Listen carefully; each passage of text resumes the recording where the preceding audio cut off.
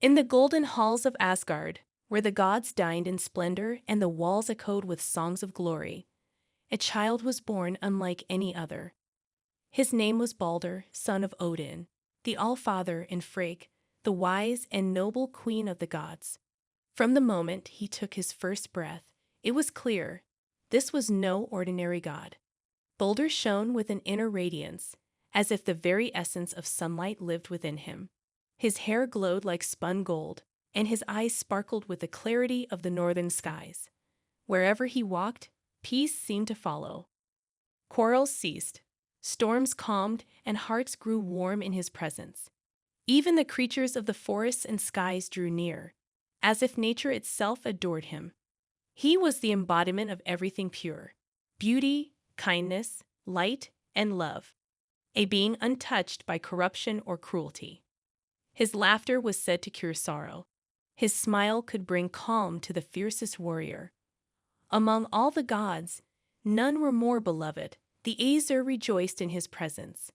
Thor, mighty and brash, saw him as a younger brother worth protecting. Tyr, the god of justice, admired his fairness and grace.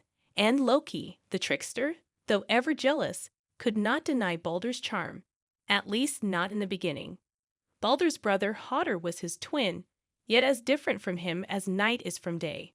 Hodr was blind, quiet, and often overlooked in the splendor of Baldur's glow. Yet Baldur never treated him as less. He walked with Hodr often, guiding him gently, telling him of the colors of the sky and the blooming meadows. Their bond was deep, forged not in greatness, but in gentle love. Odin, despite his foresight and stoic nature, felt great affection for Baldur. But even as he looked upon his son with pride, the Allfather's one remaining eye clouded with unease. For he knew well the fates of gods are never without sorrow. Beauty draws envy, and light casts shadows. Still, in those early days, there was only joy. Baldur grew into his divine strength with the ease of sunlight rising over the world. The gods called him the Shining One, and his name was spoken with reverence in every corner of the 9 realms. He was not a warrior like Thor, nor a schemer like Loki. He was something rarer, a symbol of what the world could be at its best: bright, peaceful, and full of love. But even the brightest light casts a long shadow, and though none knew it yet, Baldur's brilliance would one day be the cause of the gods' greatest sorrow. As Baldur grew, so did the love the gods held for him. No feast in Asgard was complete without his laughter, no celebration whole without his light. But one night, long after the fires in the halls had dimmed and the gods had drifted into slumber, Baldur was stirred by a shadow deep within his mind. He dreamed. In the dream, he stood in a dark and silent place, cold and lifeless. The trees were bare, the sky was gray and still, and in the distance he saw himself, pale, unmoving, lying dead beneath a veil of mistletoe. Around him stood the gods, crying and broken. Even mighty Thor wept, and Loki smiled. Baldur awoke in a cold sweat, though sweat was foreign to gods. He felt something he had never known before: fear. Night after night, the dreams returned. Visions of his own death, of a realm cloaked in shadows, of the gods mourning and the world trembling. The dreams grew stronger, more vivid, until Baldur could no longer hide them. One morning, as the sun rose over Bifrost, Baldur stood before the high council of the gods and revealed what haunted his nights. The moment his words fell upon the ears of the Aesir, a hush swept through Asgard. Even the birds paused their song.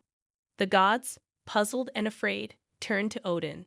If anyone could pierce the veil of destiny, it was the Allfather.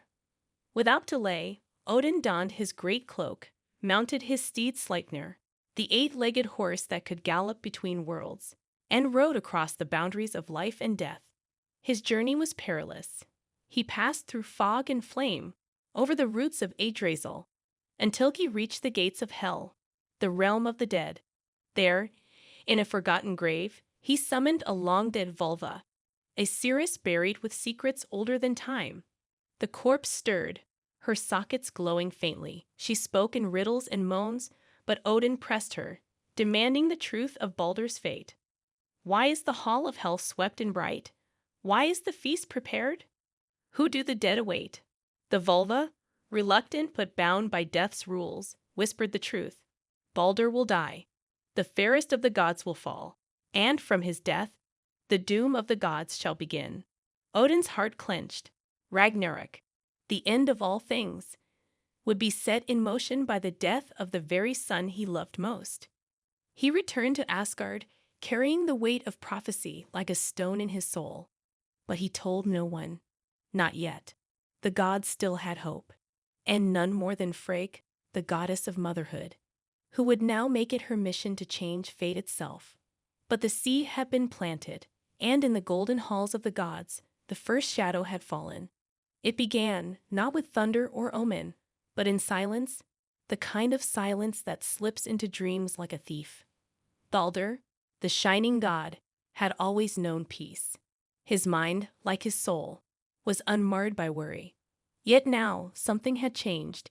Each night, as the moon rose over the silver towers of Asgard and the stars shimmered over Yggdrasil, Baldur slipped into restless sleep. And in those dreams he saw darkness. In them he walked alone. The trees of the world were wilted and bowed. Frost coated the land.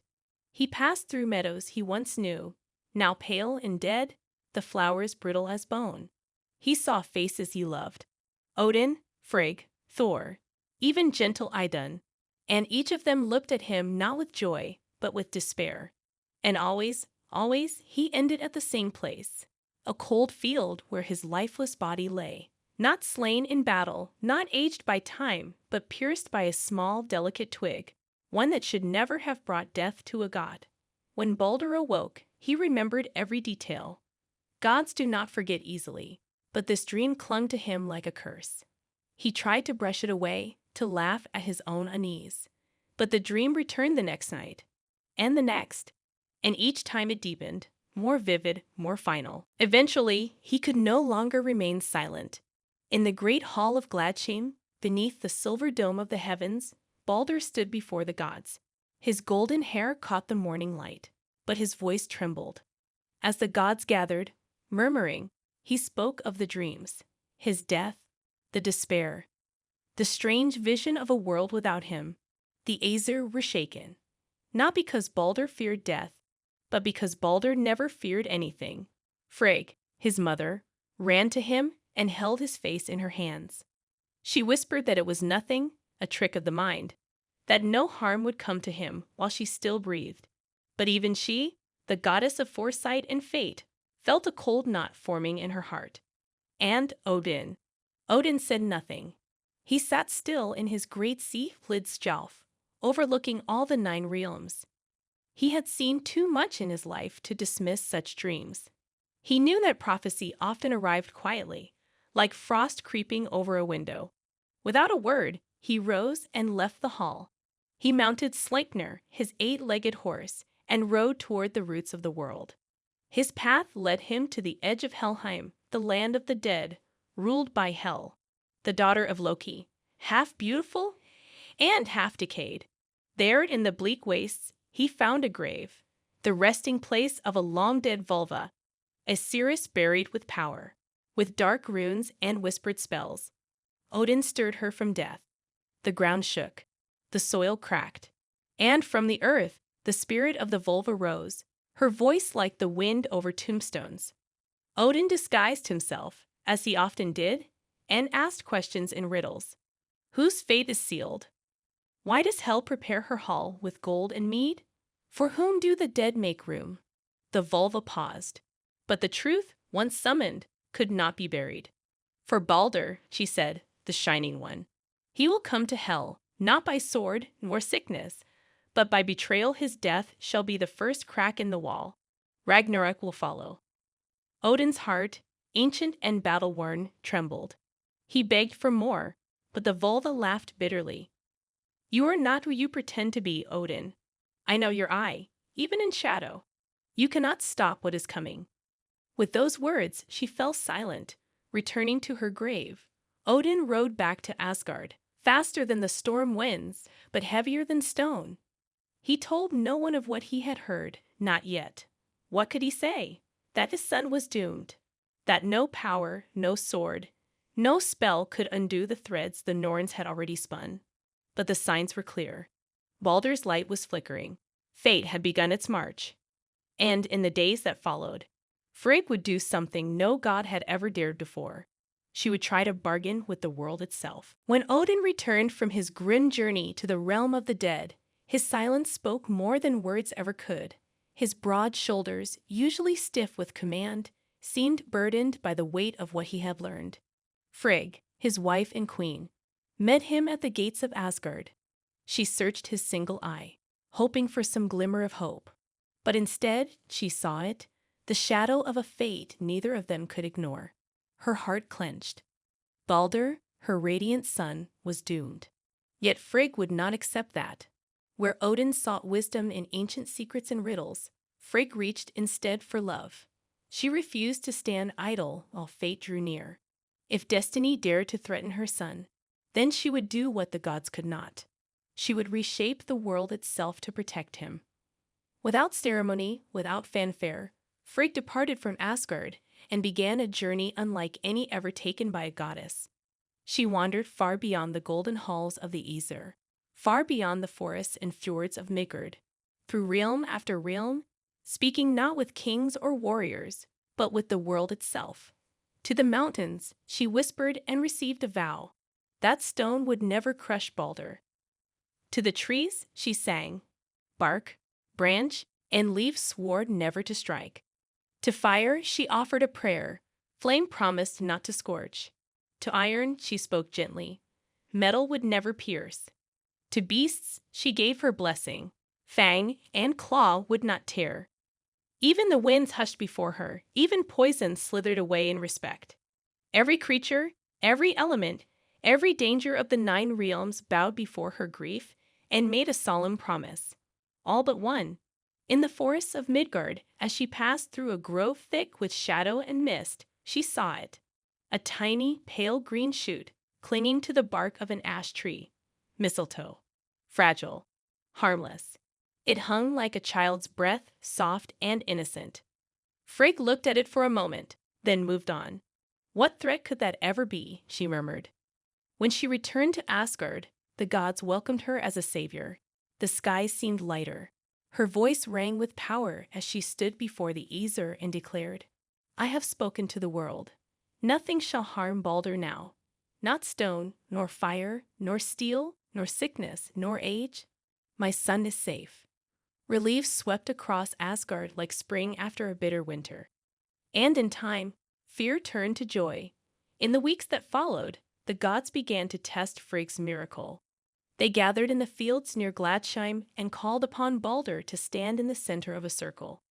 With laughter and awe, they hurled spears, axes, stones, and even flames toward him, and nothing touched him. A sword would bounce harmlessly from his chest. Arrows shattered mid-air. Fire danced around his body without a single burn. The gods were delighted. What began as fear became sport, and soon, it became a celebration. Each afternoon, they would take turns inventing more creative ways to try and kill Baldur, and each time, they would fail and cheer and laugh again. Baldur himself laughed the loudest. He felt the warmth of his friends, the love of his mother, and the confidence of one protected by all things, but far from the circle of mirth, beneath a shadowed column. Another figure stood, silent, still, watching. Loki. The god of mischief tilted his head as he observed the scene, his expression unreadable. Where others saw joy, he saw mockery. Where others saw safety, he saw imbalance. Perfection made him itch. It was unnatural, dangerous, and he could feel fate, like a storm cloud, crackling in the sky above Asgard, daring someone to tip it all over. That night, Loki did not sleep. He wandered instead to Fensalir, Frigg's hall, taking the shape of an old woman, bent, gray-haired, a harmless traveler in need of rest. Frigg welcomed her warmly, never suspecting who hid beneath the wrinkled mask. As they spoke by the fire, the old woman asked with a curious glint, Is it true, great goddess, that everything in all the worlds has sworn not to harm your son. Frigg smiled, her voice soft and proud. Yes, everything.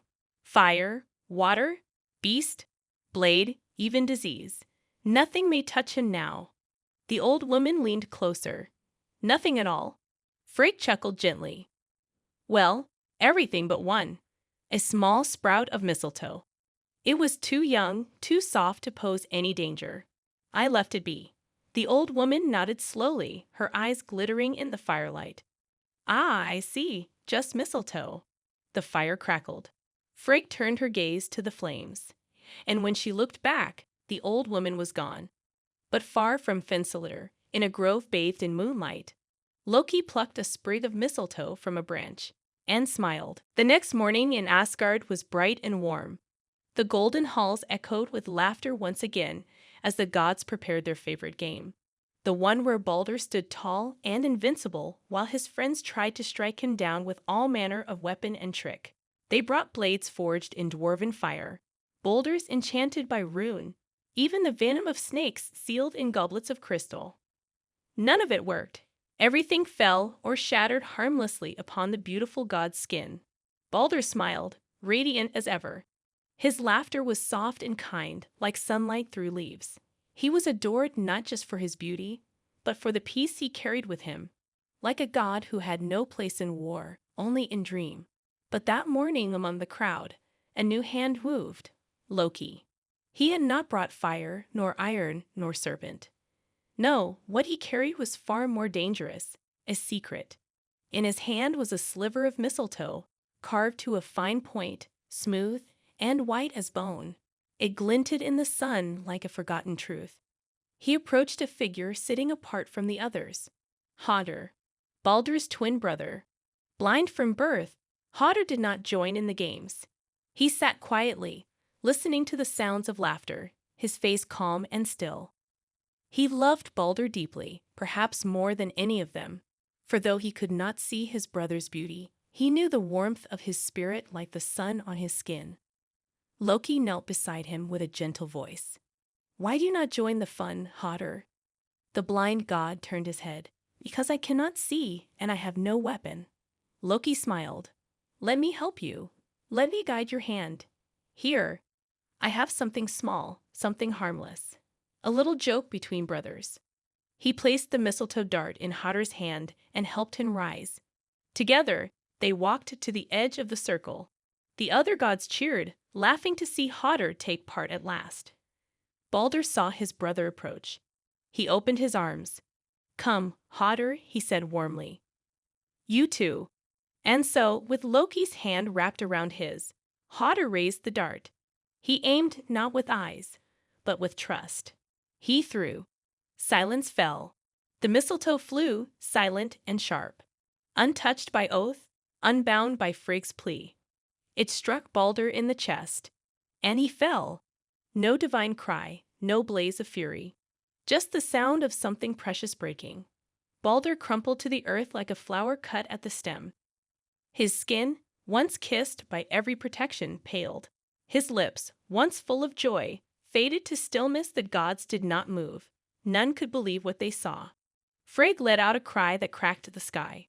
Odin fell to one knee. Thor gripped his hammer as if by instinct, but even Mjolnir could not fix what had just been broken. Loki was gone. Never had Asgard been so silent. The gods lifted Baldur's body and carried it through the golden gates. Flowers wilted in their wake. Clouds gathered without wind. The birds of Yggdrasil did not sing. Even Hel herself, ruler of the underworld, felt the tremor in her halls. Hodder, broken by what he had done, wept in confusion. He had no idea what had happened. He only knew his hand had killed the only one who made him feel whole. Odin looked out upon the 9 realms and knew. The first domino had fallen. Ragnarok was now no longer a tale told in whispers. It had begun. The air in Asgard had grown thick with grief. The gods wandered like shadows beneath the once bright sky, their minds clouded with confusion and loss. Baldur, the beloved son of Odin and Frigg, lay cold and still, his radiant light now dimmed forever. His laughter, which had once echoed like the song of the sun, had been silenced. The world seemed to mourn with them, every leaf hanging still, every wave frozen in memory. Odin, the Allfather, stood motionless before his son's lifeless form. His mind, usually quick and sharp, was burdened with an unbearable weight. How could this happen? The prophecies had been clear. Baldur was invulnerable. He had sworn every creature and every element, yet here he was, dead in front of him. The universe itself seemed to tremble beneath the grief that radiated from the gods. Frigg, heartbroken and crushed, could barely speak. The words she had spoken in triumph had become cruel mockery. She had tried so hard to protect Baldur, had woven her love into every corner of the world. But in the end, she had failed. She had trusted in the world, in its promises, and now Baldur was gone. Her pain was more than any goddess could bear. Yet there was no time to mourn, not now.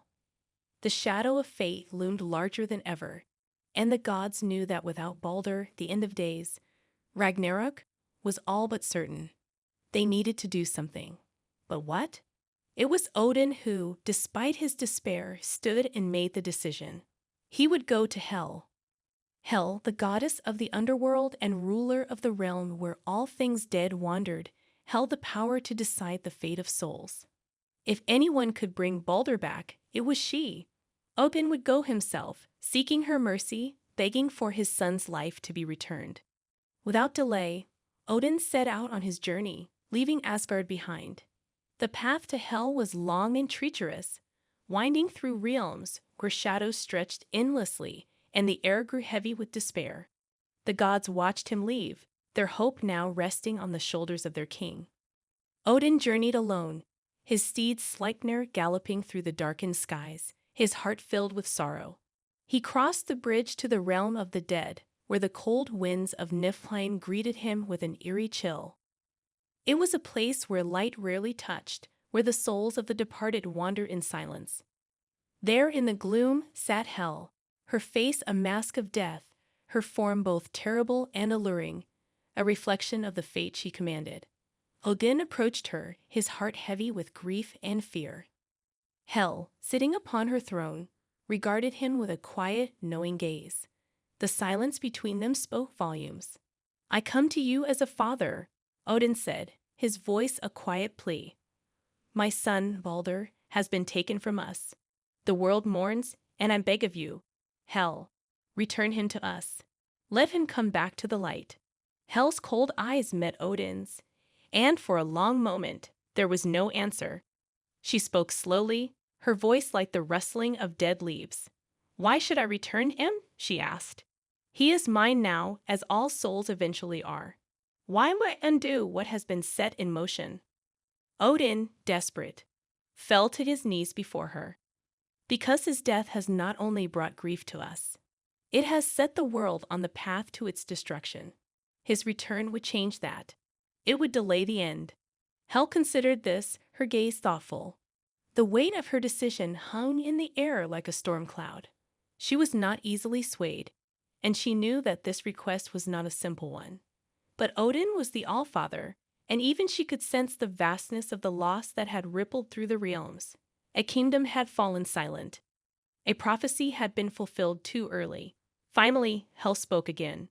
"I will return Baldur to you, but under one condition." Odin's heart quickened. "What condition?" "He must be mourned by all," she said. "The living must weep for him, show their grief, and honor him as they did when he was alive. If there is one who refuses to mourn, then he shall remain with me, and all hope of redemption shall be lost." Odin agreed, the weight of the bargain settling heavily upon him. He would return to Asgard, and the gods would do what they could. They would weep, and they would mourn, and they would bring Baldur back to the light. But little did they know, fate was not yet finished with them. Even as Odin began his journey back, the seeds of something darker were already being sown. Loki's treachery had not been fully realized, and the gods' desperate hope for Baldur's return would be tested in ways they could never imagine. The gods of Asgard were abuzz with frantic hope as Odin returned from his journey to Hel. His solemn expression as he entered the gates of Asgard silenced them all. His steps were heavy, as though the weight of what had transpired in the underworld was too much for even the Allfather to bear alone. Baldur's body was still in the hall, surrounded by those who mourned. Frigg, her eyes swollen with endless tears, waited by her son's side, her heart torn in 1,000 pieces. The gods gathered around, their faces a mixture of hope and dread, all wondering if Odin had succeeded in his plea. Could he have convinced Hel to return their beloved Baldur? Odin, his voice filled with the weariness of one who had journeyed through the darkest realms, finally spoke. Hel has agreed to return Baldur, he said, his voice a thin thread of hope amidst the despair. But there is a condition. Every living creature must mourn his death. Every heart must weep, and the world must show its grief. If even one creature refuses, if even one living being does not mourn, then Baldur shall remain in the land of the dead, never to return to us. A collective breath was held. This was a chance, a hope, a final plea to the gods and the beings of the 9 realms. Asgard would weep, the gods would mourn, and Baldur would walk among them again. It was a promise of life, but only if the gods and the world honored it. The news spread like wildfire through Asgard, and a great wave of mourning began. Gods wept. The skies seemed to darken with their grief, and even the stars flickered dimly in the heavens. Thor, usually stoic and filled with the fury of storms, bent his head in sorrow. Freyja, the goddess of love and beauty, could not contain her tears. Even Tyr, god of war and justice, who rarely allowed his emotions to show, stood silent, lost in the weight of the tragedy. Yet, amidst this collective sorrow, one figure remained eerily silent. Loki, the trickster god, did not weep. He did not even lower his head. Instead, he stood apart from the rest, his eyes gleaming with something unreadable, a glint of mischief, perhaps, or something darker. Frigg, unable to bear the thought that any living being could withhold their mourning, turned to Loki with desperation in her eyes. Loki, she pleaded, you must mourn. Baldur was like a son to you. His death has broken us all, and we need your tears. Please weep with us. But Loki merely smiled, his lips curling in that all too familiar, unsettling way. Why should I mourn? He asked. What has this death truly cost me? Baldur's light was a beacon, yes, but it was also a prison. His perfection shined too brightly for the rest of us to endure. I have no need to mourn what was never truly mine. Frigg's face twisted with anguish. You are a monster, Loki. How can you be so cold? Loki laughed softly, the sound echoing like the rattle of bones in the air. I am no monster, Frigg. I am simply a god of truth. Your grief blinds you. But the truth is, Baldur was always destined to die. His beauty was a curse, his perfection a mockery, and his death, my dear queen, was inevitable. Do you not see it? Frigg recoiled, as though struck by his words. She had always known Loki to be clever, but never had his cruelty been so plainly laid bare. His words were poison, dripping from his tongue like a venomous snake, and they twisted the very air in Asgard. Do you think this is some game, Loki? Odin's voice broke through the tension, sharp and heavy. His eyes bore into Loki's, filled with the sorrow of a father who had lost a son, and the fury of a king whose king. In the golden halls of Asgard, where the gods dined in splendor and the walls echoed with songs of glory, a child was born unlike any other. His name was Baldur, son of Odin, the Allfather, and Frigg, the wise and noble queen of the gods. From the moment he took his first breath, it was clear this was no ordinary god. Baldur shone with an inner radiance, as if the very essence of sunlight lived within him. His hair glowed like spun gold, and his eyes sparkled with the clarity of the northern skies. Wherever he walked, peace seemed to follow. Quarrels ceased, storms calmed, and hearts grew warm in his presence. Even the creatures of the forests and skies drew near, as if nature itself adored him. He was the embodiment of everything pure: beauty, kindness, light, and love, a being untouched by corruption or cruelty. His laughter was said to cure sorrow. His smile could bring calm to the fiercest warrior. Among all the gods, none were more beloved. The Aesir rejoiced in his presence. Thor, mighty and brash, saw him as a younger brother worth protecting. Tyr, the god of justice, admired his fairness and grace. And Loki, the trickster, though ever jealous, could not deny Baldur's charm, at least not in the beginning.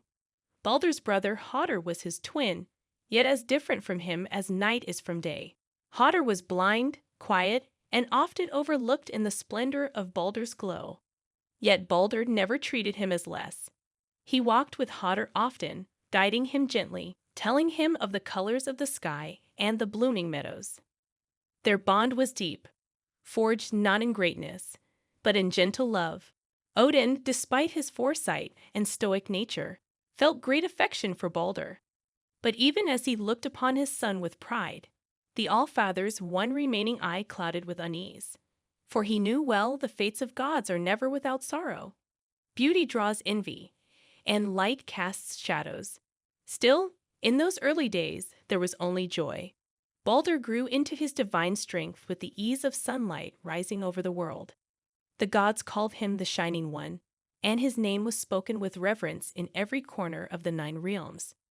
He was not a warrior like Thor, nor a schemer like Loki. He was something rarer, a symbol of what the world could be at its best.